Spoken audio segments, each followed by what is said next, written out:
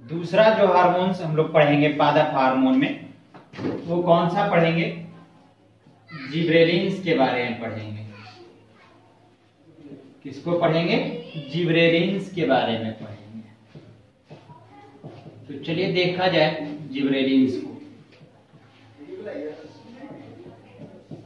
ये जिबरेलिन्स है ना, इसके कई श्रेणियां हैं, जैसे GA1, GA2, GA3, GA1, GA2, GA3 ये जिबरेलिन्स की जो है ना वो कड़ियां हैं, लेकिन GA3 जो है ना वो मेन है। वो क्या है? मेन है। तो बात करते हैं कि इसकी खोज सबसे पहले किसने किया? खोज किसने किया? तो खोज किया था कुरुशोवा नाम के पादप वैज्ञानिक ने। पूछा जाए जिबरेलिन्स की खोज किसने की, तो किसने की? कुरुशोवा। किसने की? कुरुशोवा। कब की थी? 1926 ईस्वी में। कब की थी? 1926 ईस्वी में। चलिए अब उसके बाद हम लोग इसकी बात करेंगे कि जो जिबरेलिन्स है वो करता क्या क्या है, क्या काम करता है। तो जिबरेलिन्स होता है ना वो ऑक्सीजन के साथ मिलकर ही काम करता है। जो काम ऑक्सीजन करता है ना लगभग ये काम वो भी करता है, अर्थात उसका कोई विरोध नहीं करता है, भैया तू जो करोगे चलो उसमें हम क्या करेंगे ना, मदद करेंगे। अर्थात जो ऑक्सीजन करेगा लगभग उसके साथ मिलकर के ये काम करता है, दोस्ताना व्यवहार करता है। तो ये जो है ना तनों की लंबाई, ऑक्सीजन क्या कर रहा था? तनों की लंबाई में वृद्धि करवा रहा था। वो तनों की लंबाई में क्या कर रहा था? वृद्धि कर रहा था। ये भी तनों की लंबाई में वृद्धि करेगा।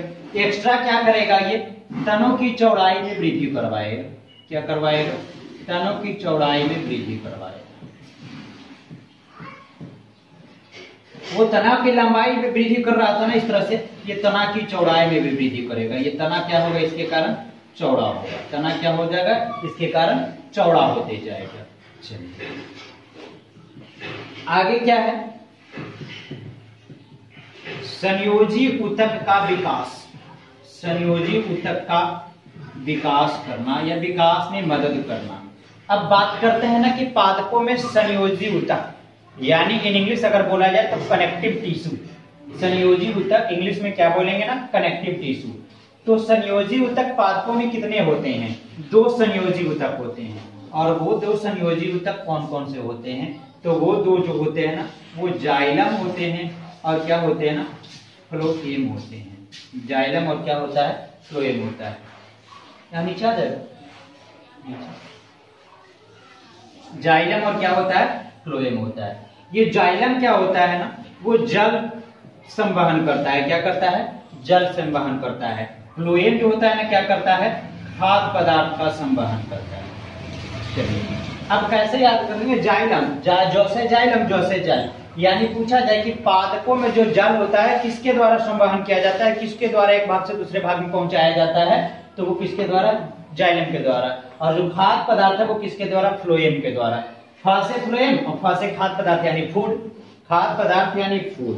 तो फूड किसके द्वारा ले जाया जाता है? फ्लोएम के द्वारा। जल किसके द्वारा? जाइलम के द्वारा। अब इसमें होता है क्या ना कि जाइलम ये जो होता है ना वो जड़ से ऊपर भाग तक, जड़ से कहां? ऊपरी भाग तक। कहां? जड़ से ऊपरी भाग तक। क्योंकि पादप जो होते हैं वो जो जल ग्रहण करते हैं वो जड़ से यानी भूमि के अंदर से जल ग्रहण करते हैं। तो ये जो पादप जो जाइलम होता है ना जड़ से ऊपरी भाग तक जल पहुंचाता है। जड़ से के निचले, जड़ यानी निचला भाग से ऊपरी भाग तक यानी पत्ती तक पहुंचाता है।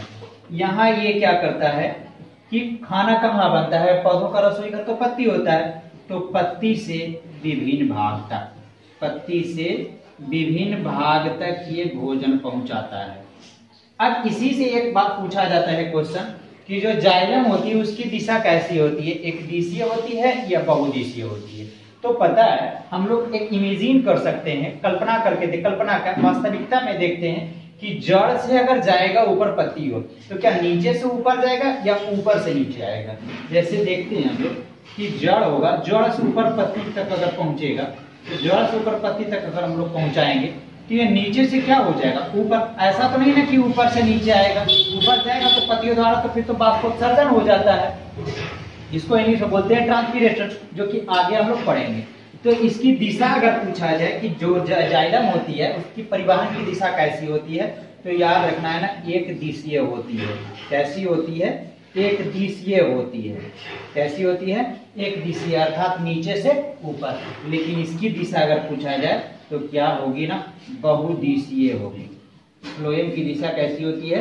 बहुदिशीय होती है, क्योंकि ये ऊपर बनता है और पौधों के विभिन्न भागों में इधर भी देगा, इधर भी देगा, इधर भी देगा, नीचे भी देगा, ऊपर इधर हर तरफ देगा। तो इस तरह से जाइलम और फ्लोएम का काम यही है।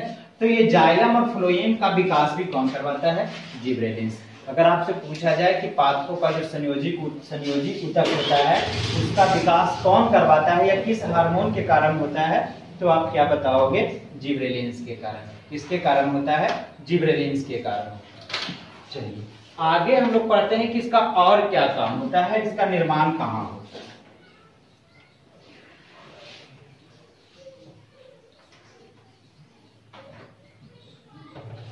इसका निर्माण जो होता है ना, वो तना वाला भाग में होता है। क्या होता है?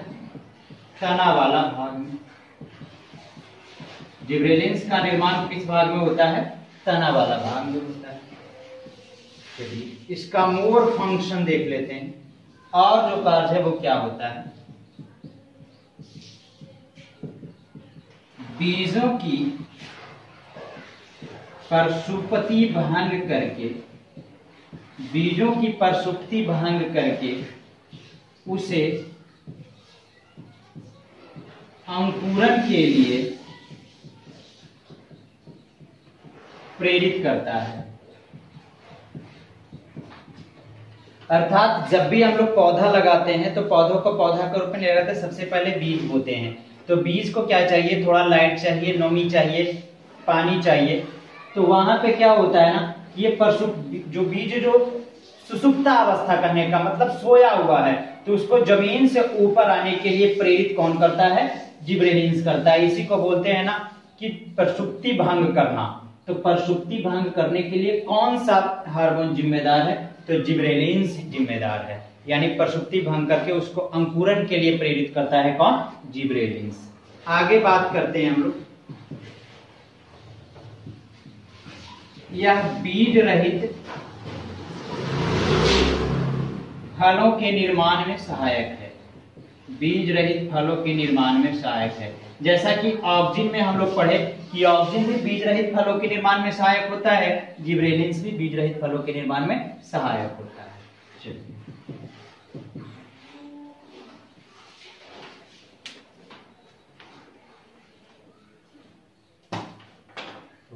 आगे जो है यह फूल बनने में मदद करता है। क्या करता है? यह फूल बनने में मदद करता है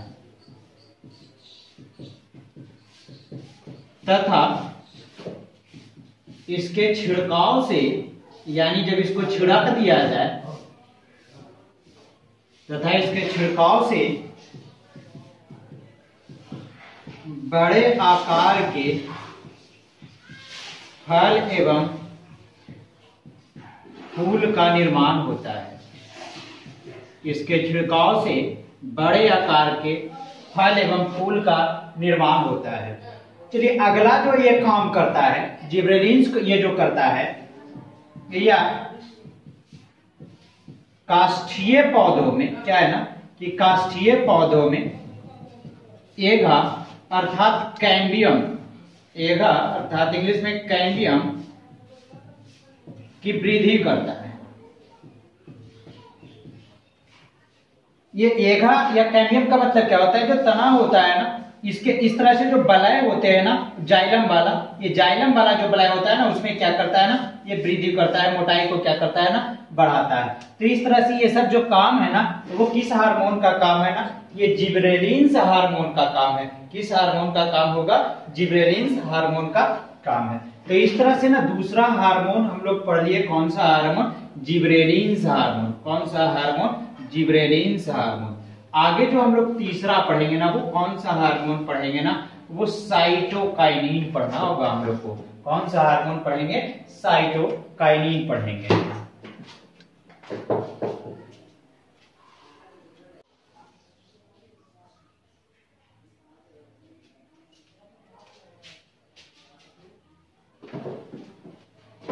आगे तीसरा जो हम लोग हार्मोन पढ़ने वाले हैं ना, वो साइटोकाइनिन हार्मोन है। कौन सा हार्मोन पढ़ेंगे ना? साइटोकाइनिन। कौन सा? साइटोकाइनिन। साइटोकाइनिन। चलिए, सबसे पहले अगर बात किया जाए कि साइटोकाइनिन की खोज किसने की, कब की, तो इसकी खोज की अगर हम लोग बात करते हैं तो इसकी खोज मिलर ने की। किस वैज्ञानिक ने? मिलर ने 1955 में।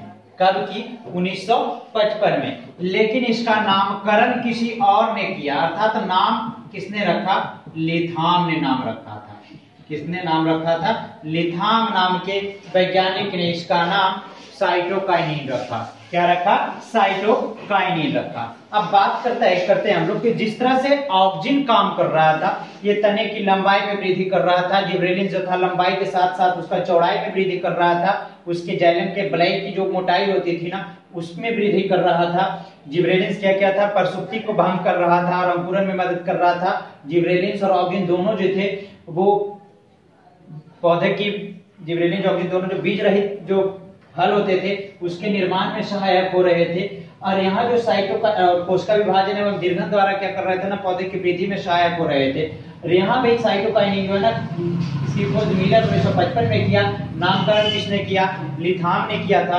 अब इसके बाद ये है ना कि ये आइसोलेट कहाँ से किया गया? ये आइसोलेट कहाँ से किया गया? ये जो आइसोलेट किया गया हेरिंग अस्पर नामक प्लांट से किया गया। हेरिंग अस्पर प्लांट से किया गया। कहां से किया गया? हेरिंग अस्पर प्लांट से इसका किया गया आइसोलेशन। इसी को कहा जाता है opponent hormone of auxin. Opponent hormone of auxin किसको कहा जाएगा? साइटोकाइनिन को कहा जाता है। किसको कहा जाता है? साइटोकाइनिन को कहा जाता है। अपोनेंट कहने का मतलब विरोधाभास में, यानी इसका विरोध करना। विरोधाभास की स्थिति में इसको रखा जाता है। ऑक्जिन का ये विरोध करता है, यानी ऑक्जिन जो काम करता है ना, उसका उलट काम क्या करता है? सबसे पहली बात ये करते हैं हम लोग कि जैसे एक बात हम लोग समझेंगे कि हम लोग पढ़ रहे थे क्या ऑक्जिन में, कि ऑक्जिन जो था ना वो तने की ये जो ऊपरी भाग था,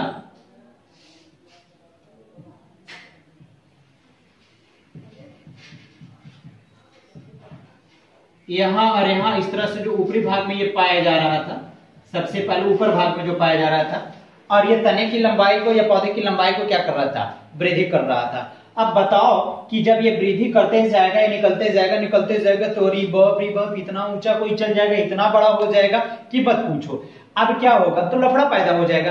तो क्या हो जाएगा? लफड़ा पैदा हो जाएगा, यानी नियंत्रण में नहीं हो जाएगा, आउट ऑफ कंट्रोल होगा।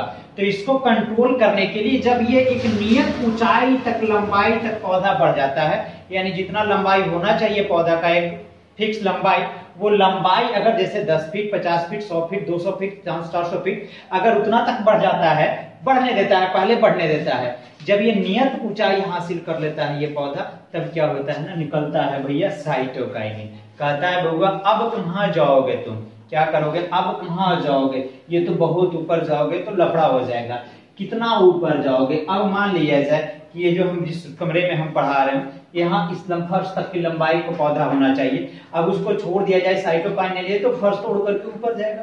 वो फर्श नहीं, वो अर्श हो जाएगा, ऊपर वाला छत तोड़ करके ऊपर जाएगा। तो लफड़ा है कि नहीं है? तो कैसे अनियंत्रित वृद्धि हो जाती है? तो अनियंत्रित वृद्धि रोकने के लिए कौन निकल करके आता है? साइटोकाइनिन। तो पहला जो इसका कार्य होगा वो हम लोग क्या करेंगे कि यह पौधों की लंबाई को नियंत्रित करता है। क्या करता है? पौधे की लंबाई को नियंत्रित करता है। अगर ये ना निकले तो सोचो कि क्या होगा? कोई पौधा इतना लंबा हो जाएगा, इतना लंबा हो जाएगा, अनकंट्रोल लंबा हो जाएगा।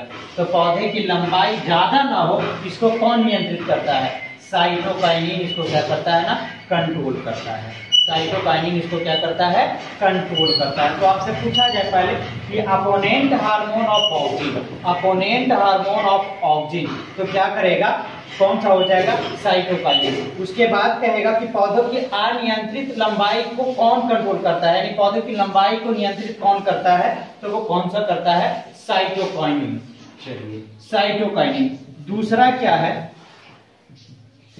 म्यूटेशन प्रोसेस को रोकना। दूसरा क्या करता है ये, चलिए दूसरा जो इसका काम है वो म्यूटेशन प्रोसेस को रोकता है, म्यूटेशन प्रोसेस को रोकना। अब ये म्यूटेशन क्या होता है, म्यूटेशन का मतलब होता है ना उत्परिवर्तन होता है ना, जो हम लोग पढ़ते हैं। या फिर ऐसे हम लोग कह सकते हैं कि म्यूटेशन का मतलब क्या होता है, म्यूटेशन का मतलब होता है ना क्रोमोसोम में गड़बड़ी आना, क्रोमोसोम में चेंज हो जाना, यानी गड़बड़ हो जाना। कैसे, जब मनुष्य में हम लोग पढ़ते हैं तो पटाउ सिंड्रोम होता है, क्लिनेफेल्टर सिंड्रोम होता है, डाउन सिंड्रोम होता है ना, ये सब अलग अलग सिंड्रोम। 45 क्रोमोसोम हो जाते हैं, 47 क्रोमोसोम हो जाता है।